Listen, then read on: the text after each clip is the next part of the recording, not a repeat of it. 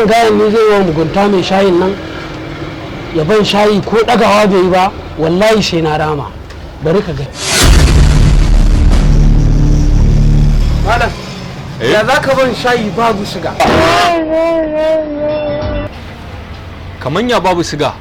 haba malam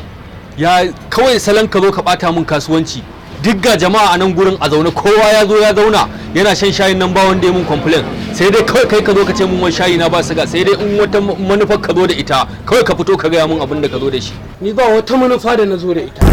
saka ji ba ni a'udhu billahi malam shayin ai akwai zafi